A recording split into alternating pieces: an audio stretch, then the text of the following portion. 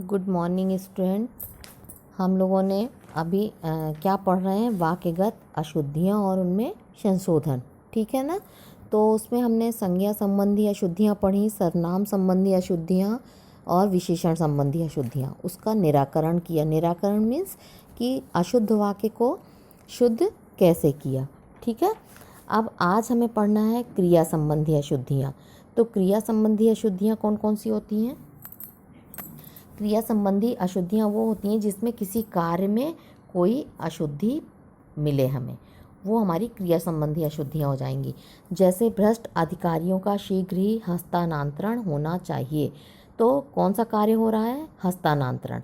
हस्तांतरण गलत शब्द है, वहाँ पर हम शुद्ध करके क्या बनाएंगे? भ्रष्ट अधिकारियों का शीघ्र ही स्थानांतरण होना चाहिए। ठीक है ना। हस्तांतरण की जगह स्थानांतरण हो जाएगा। फिर सेकंड है हमारा, उसने पाँव से जूते निकाले तो मोजे फटे निकले। उसमें क्या हो जाएगा? उसने पाँव से जूते निकाले की जगह पर क्या हो जाएगा? उतारे। उसने पाँव से जूते उतारे तो फटे निकले। ठीक है ना।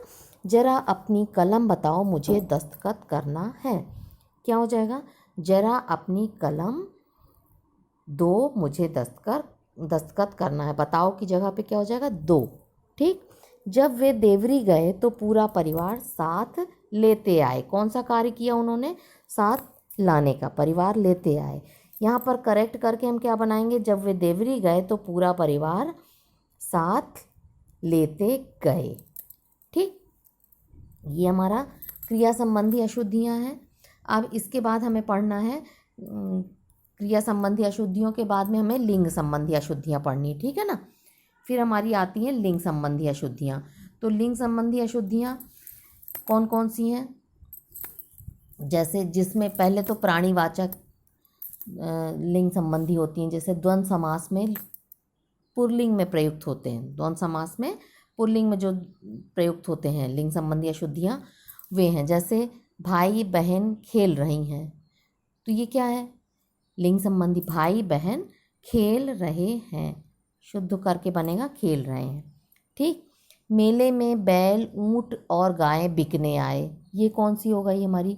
लिंग और संज्ञा के अनुसार। तो मेले में बैल ऊंट और गायें बिकने आई। ठीक। आय की जगह आई हो जाएगा।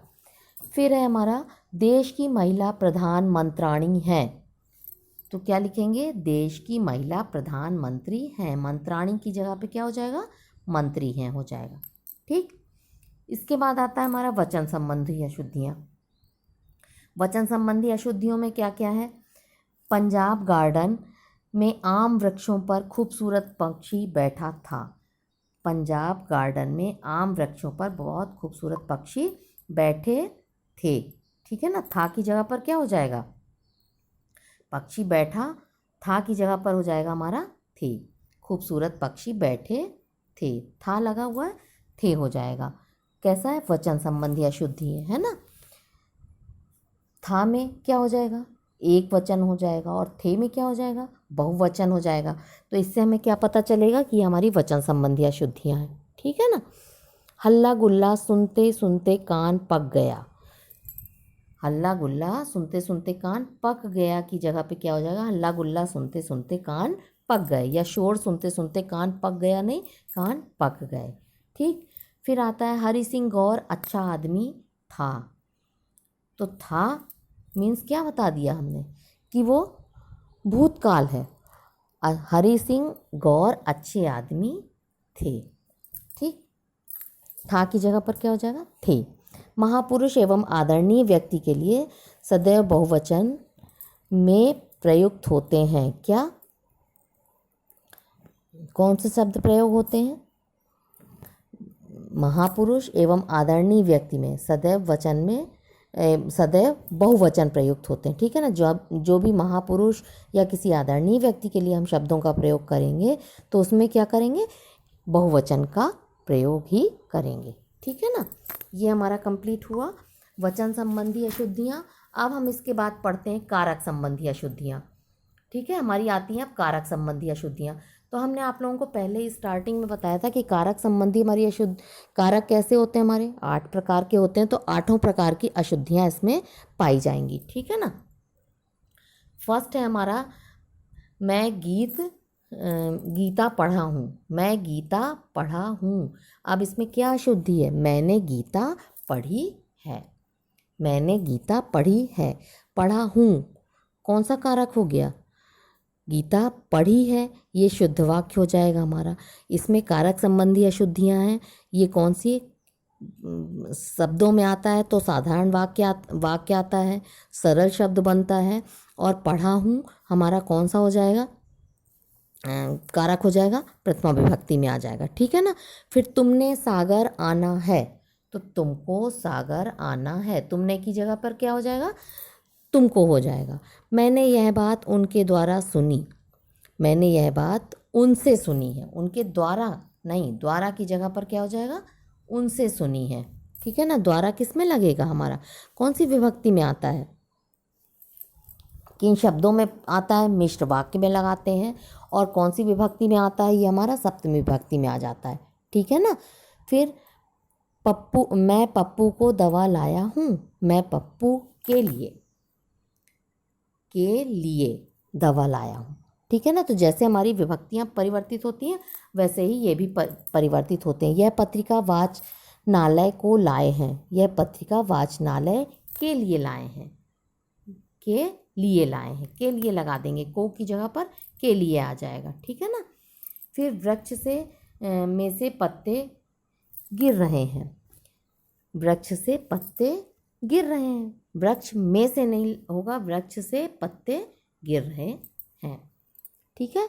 रमाकांत को लड़की हुई है, रमाकांत के यहाँ लड़की हुई है, को लड़की हुई है, ये हमारा अशुद्ध वाक्य हो जाएगा और शुद्ध वाक्य होगा रमाकांत के यहाँ लड़की हुई है। वह मुझसे नाराज है, वह मुझ पर नाराज है, पर लग जाएगा। ठीक है। अब हमारी आती हैं अव्यय संबंधी अशुद्धियाँ। कौन सी अशुद्धियाँ आती हैं हमारी? अव्यय संबंधी अशुद्धियाँ आती हैं। जो हमारे अव्यय शब्द हैं उनमें किस प्रकार की अशुद्धियाँ पाई जाती हैं। ठीक है ना। तो उसमें अव्यय शब्द जो भी होगा, अव्यय शब्द कहाँ लगता है हमारा? स्टार्टिंग में लगता है। ठीक है ना। तो ज्यों ही मैं आया वह भाग गया, क्या होगा? ज्यों ही मैं आया त्यों ही वह भाग गया, ज्यों ही के मैं परिवर्तित होकर के त्यों ही हो जाएगा। ज्यों ही के साथ में त्यों ही, जैसे के साथ में तैसे, जहाँ जैसे लगा वहाँ तैसे हो जाएगा। ठीक है ना। जहाँ की जगह पर तहाँ हो जाएगा, जब की जगह पर तब हो जाएगा। ये क्या होते हैं? हमारे अव्यय संबंधी वो होते हैं। रोटी खाओ स्कूल जाओ, तो क्या होगा? पहले रोटी खाओ फिर स्कूल जाओ। गीता अनीता सुनीता पढ़ रही हैं, गीता अनीता और सुनीता पढ़ रही हैं। ठीक है ना। गीता अनीता सुनीता पढ़ रही, तो गीता अनीता और सुनीता पढ़ रही हैं। वाक्य में अनेक करता हूँ, तो अंतिम कर्ता पूर्व में अल्प विराम न लगा करके एवं व जैसे समुच्चय बोधक शब्दों का प्रयोग करना होता है। ठीक है ना। फिर आता है हमारा कि इसमें हम आवश्यकतानुसार किंतु परंतु अथवा यद्यपि आदि लगा देते हैं। ये हमारे समुच्चय शब्द हो जाते हैं। जैसे मैं सागर तो गया था, गुरुदेव से मिल ना सका। शुद्ध वाक्य क्या होगा? मैं सागर तो गया था किंतु गुरुदेव से मिल ना सका, क्या हो जाएगा? किंतु लग जाएगा। क्यों? क्योंकि ये हमारे अव्यय शब्द हैं। कैसे? समुच्चय बोधक हैं। कैसे हैं? समुच्चय बोधक हैं, इसलिए यहाँ पर किंतु लग जाएगा। ठीक है। अब आपका ये कंप्लीट हुआ। अव्यय संबंधी जो भी अशुद्धियाँ थी इनका निराकरण हमने बता दिया। अब हमारा ये चैप्टर कंप्लीट हुआ। क्या? वाक्यगत अशुद्धियाँ जो होती हैं उनका निराकरण कैसे किया जाता है, ये चैप्टर कंप्लीट हुआ। ठीक है। तो आज के लिए इतना ही बच्चों। ओके। अब आप लोग इसको पढ़ते रहिए। नेक्स्ट चैप्टर हम फिर बाद में स्टार्ट करेंगे। इसको पढ़िए और इसमें जो भी प्रॉब्लम लगती है उसको आप प्लीज़ कमेंट के माध्यम से शेयर करते रहा करिए, पूछते रहा करिए। ठीक है ना। ओके।